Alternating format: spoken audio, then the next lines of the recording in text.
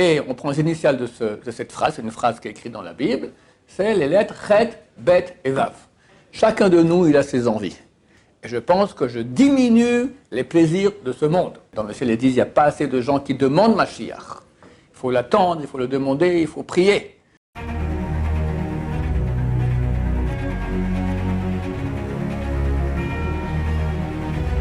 Ce jour dédié pour M. Romain Yehuda Benita Ben Abraham, de la part de sa femme et de leur fils Hillel. Merci de prendre soin de nous et pour que leur foyer soit toujours rempli de lumière, d'amour et de réussite. Amen. Bezrat Hashem. Je voulais parler encore, hier on a parlé de Shovavim, je voulais encore donner quelques petits détails importants sur cette période-là. Donc je rappelle, Shovavim, c'est l'époque des normalement 6 semaines, cette année 8 semaines, donc c'est particulièrement mieux de faire les réparations cette année-là de 8 semaines, d'autant plus que Mashiach arrive et je voulais faire un cours sur Mashiach, mais je vais peut-être le laisser pour jeudi, les choses avancent très vite.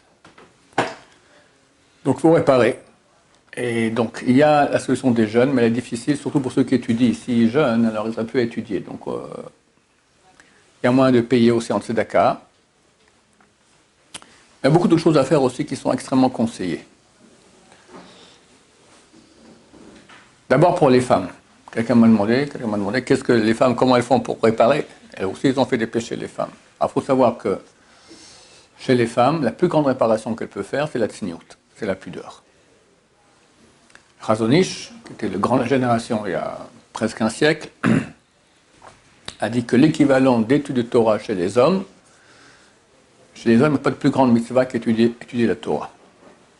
L'équivalent chez les femmes de cela, c'est la tsniout. Ça veut dire s'habiller avec pudeur, vivre avec pudeur. C'est pas seulement comment on s'habille, c'est comme tu parles avec les copines dans la rue et tu t'éclates de rire, tout le monde entend, dans le bus, tout. Il y a beaucoup, il y a des femmes pudiques, des femmes moins pudiques, et c'est un grand travail qui est très difficile pour les femmes. Elle peut porter un habit qui est plus beau, mais plus attirant pour les yeux des hommes. Elle dit, je veux pas attirer les hommes. Ouais, mais t'attires quand même. Un habit beau, ça attire. Alors mettre un habit moins beau, c'est très, très, très difficile pour une femme. Et c'est sa plus grande réparation. Il y a des femmes qui, hélas, ont fait l'adultère et m'ont contacté. Elles voulaient un tikkun, une réparation totale. Est-ce certain qu'elles vont au paradis? J'ai eu peur. C'est comme si je leur dis, moi, de faire un certain tikkun. Et après, elles arrivent là-bas, après 120 ans, on dit, madame, en enfer. Mais pourquoi en enfer? J'ai fait un tikkun. Quel tikkun? Ça vaut rien. Qui vous a dit ça? Rav Shaya. Rav Shaya, toi qui as dit ça, viens. À sa place. D'accord? Donc, je ne voulais pas prendre la responsabilité. Donc, je l'ai contacté un grand rabbin, qui est aussi kabbaliste, un grand Talmid Chacham. Il m'a dit, pas les jeunes. Ça ne concerne pas les femmes. Qu'est-ce que c'est la tsniout, la pudeur? Ok, j'aurais dit. Ça veut dire des efforts elles-mêmes et aussi de susciter des cours sur la pudeur, parler de cela, essayer de rayonner autour pour qu'il y ait plus de femmes qui soient sensibles à ce point extrêmement important. Bon, il y en a qui m'ont réécrit, vous êtes certain que c'est bon? Et moi aussi, je dis, après 2 ans, je vais le revoir. Je lui dis, Kodar, vous êtes certain que c'est bon? Parce qu'elles veulent quelque chose de total. Il m'a dit, si elles font ce qu'on leur a dit, elles iront au paradis, et nous, on ira au paradis qu'on leur dit une chose pareille. Donc, pour les femmes, maintenant, cette période de 8 semaines, allez-y. C'est pas difficile, il fait froid. Donc, il n'y a pas Yetzirah d'aller montrer des parties de son corps, d'accord? Couvrez-les, soyons superstitieux. De toute façon, Mashiach, il arrive. Très bientôt, ça va être terrible. Parce que les femmes qui n'ont pas d'habits pudiques, ou même pudiques, mais pas assez pour Mashiach, quand Mashiach viendra, ça va être, pas Me'acharim, ça va être le top du top. La honte, une femme qui n'a pas des habits pudiques, la honte. Elles feront quoi? Vont prendre le drap de leur lit et le mettre comme ça autour d'elles? Peut-être. Vous croyez qu'il y aura des robes pudiques Ici, maintenant, en Israël, Baruch Hashem, pour le 7 octobre, il y a 1/3 des Israéliens qui sont rapprochés de la Torah. Quel est l'article le plus dur à obtenir sur le marché? Des tefilines. Il n'y en a pas. Tout le monde veut des tefilines, mais les tefilines, ça prend du temps. Il faut les écrire, il faut les faire, ça prend du temps, d'accord? Mashiach, il arrive, ouais, tout le monde va au temple, génial, fantastique. Et les femmes, elles restent à la maison. Et pourquoi? J'ai pas d'habits. Mais t'as rien? Non. Bah maintenant, mesdames, allez-y, pendant Shovavim, avant que Mashiach revienne, faites le tikkun maintenant. De toute façon, les habits non pudiques, ils seront jetés dans les 3-4 mois à venir. Alors, jetez-les maintenant, vous gagnez un grand mérite, vous réparez tout. Sinon, qui sait s'il y aura des habits? Il n'y aura pas d'habits pour tout le monde. Pour les hommes, la plus grande réparation, c'est l'étude de Torah. Et pas plus grand. Les kabbalistes disent qu'il faut aussi faire des jeûnes, mais tous sont d'accord que c'est pour peaufiner l'essentiel. L'essentiel, c'est une tchouva totale, s'éloigner du monde féminin interdit, et beaucoup de Torah, beaucoup de Torah, beaucoup de Torah, beaucoup de Torah. J'avais un élève qui a fait les 400 coups. Il y a un séminaire que j'ai fait avec la boucle d'oreille, il avait sa copine Goya, etc. Bon, il a pêché. Qu'est-ce qu'on fait avec une Goya? On pêche, d'accord, et les juifs et tout. Il est devenu un grand Talmid Chacham, c'est un roche collèle important. Et il est allé voir le Rav Yosef. Il dit voilà, je fais des péchés comme ci, comme ça, comme ça. Qu'est-ce que je dois faire comme tikkun? Quelle réparation? Le Rav lui a dit tu étudies la Torah? Il dit oui, je suis étudiant en Torah. Il a fait un grand sourire, boum, comme ça, une bonne gifle. C'est bon. Continue à étudier, pas besoin de faire des tikkunim. Ça, c'est le Rav Yosef qui n'est pas trop Kabbalah. Les kabbalistes diront c'est bien aussi de faire des tikkunim, mais tout le monde est d'accord que l'essentiel, étude de Torah. Maintenant, je vous donne aussi quelques trucs pour ne pas avoir des mauvaises pensées, parce que les mauvaises pensées, c'est le plus dur. On peut pas faire des actes, on peut maîtriser les mains, on peut maîtriser nos pieds. Où aller, qu'est-ce qu'on fait? Bon, il est évident que le type qui veut faire un tikkun des shovavim, réparer les péchés sexuels, et il va dans les endroits où il y a des femmes pas bien habillées, il est mal barré. Surtout le soir, d'accord? Avise la population. Il y a un grand yetzer hara d'aller fréquenter les quartiers malfamés. Malfamés, ça veut dire pas où il y a des brigands. Il y a des femmes pas bien habillées, d'accord, qui cherchent à être draguées, il y a des garçons qui draguent. Voilà. Quelqu'un qui va là-bas, c'est l'antithèse totale de ce dont je suis en train de parler. Donc maîtriser cela, c'est facile. Regarde où tu mets tes pieds. Regarde avec tes mains. Après les yeux, c'est beaucoup plus dur, mais on peut maîtriser, mais les pensées, c'est extrêmement difficile. Alors, il y a des noms de Dieu qu'il est bien de penser, et ça fait partir les mauvaises pensées. Alors, hier, je dis une phrase. Lev tahor bra Elohim ruach nachon chadesh bekirbi. C'est bien de passer la main droite sur le front 3 fois comme ça. Sinon, il y a aussi un autre truc à faire qui peut être bon, c'est écrit, de dire, de passer la main sur le front et dire 3 fois le mot pi. Pas 2 fois parce que c'est grossier comme mot. Pi, pi, pi. D'accord? En passant la main dessus. C'est quoi ce pi, pi, pi? Pi, ce sont les rachetevot, les initiales de 2 noms, Palti et Yosef. Palti et Yosef, ce sont 2 héros de l'histoire juive qui sont retenus des interdictions sexuelles. Yosef, tout le monde connaît son histoire. Palti, c'est quoi Palti? Il s'appelle Paltiel. Paltiel, c'était un des chevaliers du roi Shaoul. Et le roi Shaoul il sentait que David allait le remplacer en tant que roi, et il a voulu que le roi David meure. Alors il dit, écoute, je te donne ma fille Michal, en tant que femme, à condition que tu m'amènes 100 prépuces de Philistins. Tu vas tuer des Philistins, c'était les grands ennemis d'Israël à l'époque, tu coupes leurs prépuces, tu m'amènes ça, et elle sera ta femme. David vient avec 200 prépuces de Philistins. Mais Shaoul a dit non, je ne te la donne pas. Il a donné à Palti ben Laish. Il s'appelait Paltiel ben Laish. Attends, pourquoi il n'a pas donné? Il a dit pour faire l'acquisition d'une femme, il faut donner une chose qui a une valeur d'une prouta. Une prouta, c'est pas grand-chose. Combien ça vaut 200 prépuces de Philistins? Ça se mange pas. Qu'est-ce qu'on fait avec? On ne va pas les mettre. Ça vaut rien. Donc elle n'est pas mariée. Je donne à quelqu'un d'autre. Bon, elle avait dit non, elle est mariée parce qu'on peut donner ça à un chien. Un chien, il se délice. Les prépuces de Philistin au tourne-dos, d'accord, c'est quelque chose d'excellent, d'accord. Donc, d'après le roi David, Michal lui est mariée. Elle va maintenant se marier avec un autre homme, adultère. Pati Bella est au courant de cela. Il revient la nuit de mariage à la maison, il prend un sabre, il le met au milieu du lit. Il dit, tchic. Celui qui dépasse le lit pour aller de l'autre côté, rencontrer son conjoint, il sera tué par ce sabre. Et ils ont vécu comme ça des mois, et peut-être des années, en s'aimant. Chazal témoigne qu'ils s'aimaient, dans le même lit sans se toucher. Yosef, il a tenu, bon. Mais le grand héros, c'est Palti Ben Laïch, phénoménal. Pour finir, le roi David a repris sa femme, Michal, elle est devenue sa femme. Alors, quand on passe le doigt sur le front en pensant Pipi, Palti, Yosef, c'est une bonne chose aussi contre les mauvaises pensées. Et il y a un nom de Dieu aussi à penser, c'est celui qu'on cite quand on dit Ana Bechoach, le soir dans Krashma Shalamita, ou le matin celui qui arrive tôt, qui fait le prière normale qu'on doit faire dans les korbanot, on dit Ana Bechoach. C'est une prière où il y a 42 mots. Il y a 7 lignes. La deuxième, c'est Kabel Rinat Amecha Sagvenu Taharenu Nora. Ce sont les initiales d'un nom de Dieu. Kuf Resh Ain, qui signifie Kra, Kra signifie déchire. Sin Tet Nun, le Sat, et puis An. Il ne faut pas le dire en un mot. Sat, serait satin, mais à la place de 1, vous mettez un An. D'accord? Déchire le satin. An.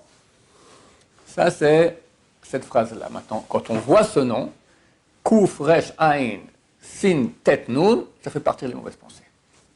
Même en rêve. Quelqu'un, il est en rêve, et il voit une bonne femme qui arrive.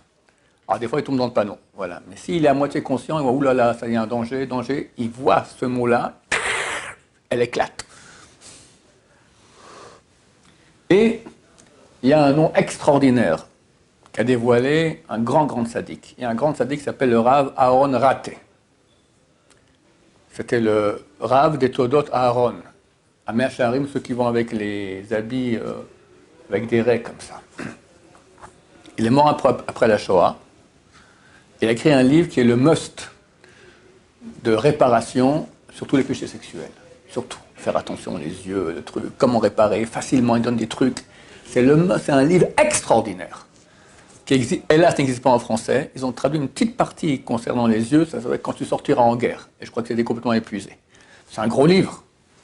Un peu dur d'accès, il cite beaucoup de Zohar dedans, mais fantastique. Il s'appelle Taharat HaKodesh, la pureté de la sainteté. C'est le livre à lire pour réparer les péchés sexuels. Et là-bas, il dévoile un nom de Dieu phénoménal. Lui-même dit que c'est phénoménal, d'accord? Quand tu penses à ça, tout part. Je rappelle, si tu veux penser, ça reviendra. Mais c'est un très bon nom. Alors, ce nom-là, il est constitué de 6 lettres. Gad, Gimel Daled, comme le nom Gad, un des fils de Yaakov. Shin Nun, comme Shen, c'est une dent. Moi, je vous dis maintenant un moyen mémotechnique. Lui, il n'a pas dit le mot Gad ou Shen. Il a donné des lettres. Gimel, Dalet, Shin, Nun. On peut se rappeler Gad comme le fils de Yaakov, Shen comme une dent, et Aleph et Lamed, le nom de Dieu. Kel, d'accord? Aleph et Lamed. Comme la fin du mot Israël, ou Ishmaël, d'accord? Tu vois ce nom-là, c'est extraordinaire. Ça marche extrêmement bien. Maintenant, ça vaut la peine, surtout maintenant dans la période des Shovavim, d'intercaler une certaine prière dans la Hamida. Je ne me trompe pas, la 10e bracha. Celle qui commence par le mot Teka Beshofar Gadol Lecheruten. Là-bas, il est bien d'intercaler. D'abord, dans cette bracha même si on n'intercale pas, il y a deux noms, il y a un même nom de Dieu à penser 2 fois. Je vais ouvrir pour vous dire dedans. Donc, on dit Teka Beshofar Gadol, c'est la 11e, hein, j'avais oublié, non, 11e. Teka Beshofar Gadol Lecheruten. Sonne du grand chauffard pour notre délivrance. Besanes lekabes galiotenu. Et tend l'étendard pour réunir nos exils. C'est quoi nos exils? C'est tous les Bnei Israël qui sont partout. Mais c'est quoi nos exils à nous? C'est toutes les étincelles de sainteté qui m'appartenaient à mon âme, qui sont parties dans le côté négatif à cause de la semence en vain et des péchés sexuels. Donc c'est ça que je pense. Ça ramène mes exils à moi, mes parties d'âme à moi qui sont parties chez Mishmor, chez Suzanne, ou chez Christy, ou chez Fatima, ou qu'est-ce que j'en sais, Hachem et Rachem. Ou avec Rachel et Léa aussi. Vekabetzenu mehera yachad marba kanfot haaretz arzenu. Ramène-nous rapidement des 4 coins de la terre sur notre terre.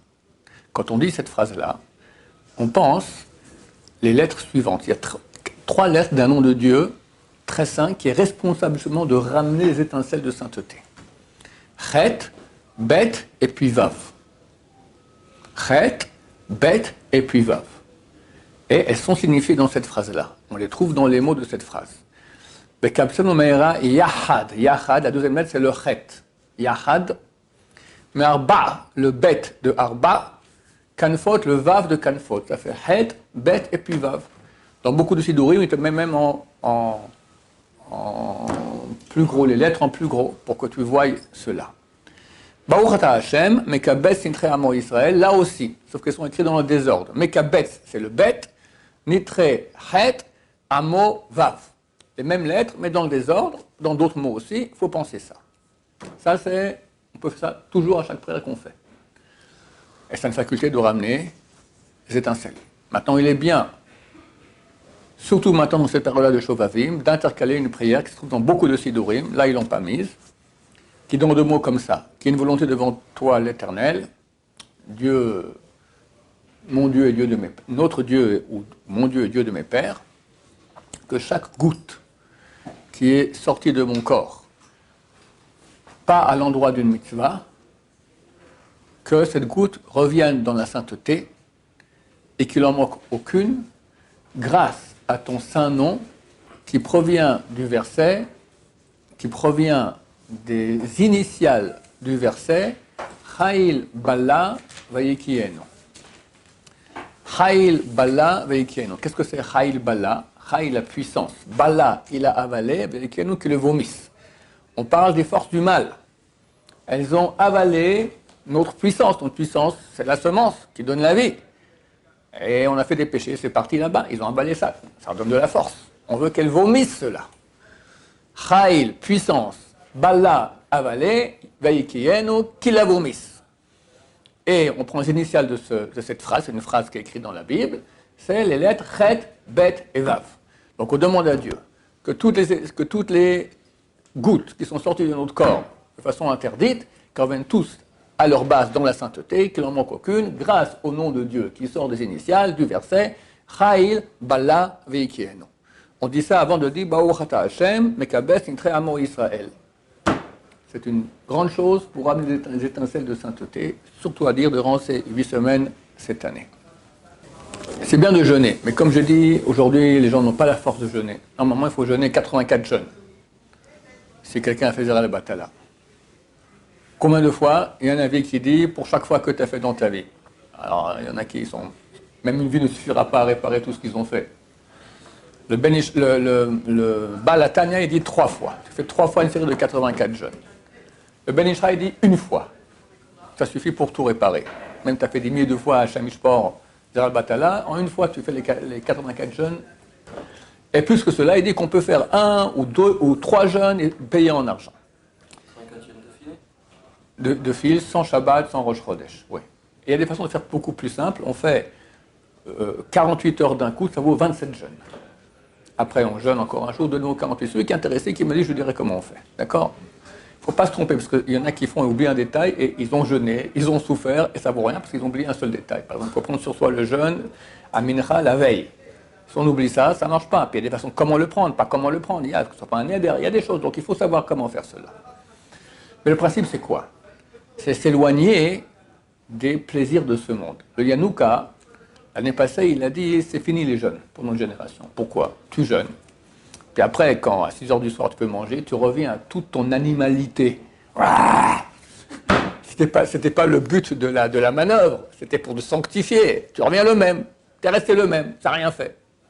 Bon, celui qui veut quand même faire, c'est bien de le faire. Ben Ouari le dit, mais lui il dit c'est pas adapté. C'est quoi le principe ? Le principe c'est casser mon envie des jouissances terrestres et me brancher plus avec la jouissance spirituelle. Et là, on peut le faire de façon extrêmement simple, dure et simple. Tu bois un café. Bon, pas t'interdire de boire un café, bois un café. Tu mets combien de cuillerées de sucre ? Moi, je mets pas de sucre, je mets 2 cuillères de café. 2 cuillères de café. Là, t'en mets qu'une. Il est moins bon le café. Ah, ça te fait, t'as envie d'une 2e cuillerée de café. Et si tu aimes avec le sucre, Il y en a qui mettent 2, tu vas mettre qu'une cuillerée de sucre. Ou une demi. Ou une demi-sucrète. C'est rien. Entre nous, qu'est-ce que c'est? C'est de la bêtise. Mais ça agit plus que tout. Parce que là, tu casses vraiment tes envies. Puis c'est pas que tu vas étudier moins bien, tu n'as pas été affaibli, tu n'as pas maigri, d'accord, tu as toute ta force, simplement tu t'es battu un peu contre tes envies. Chacun de nous, il a ses envies.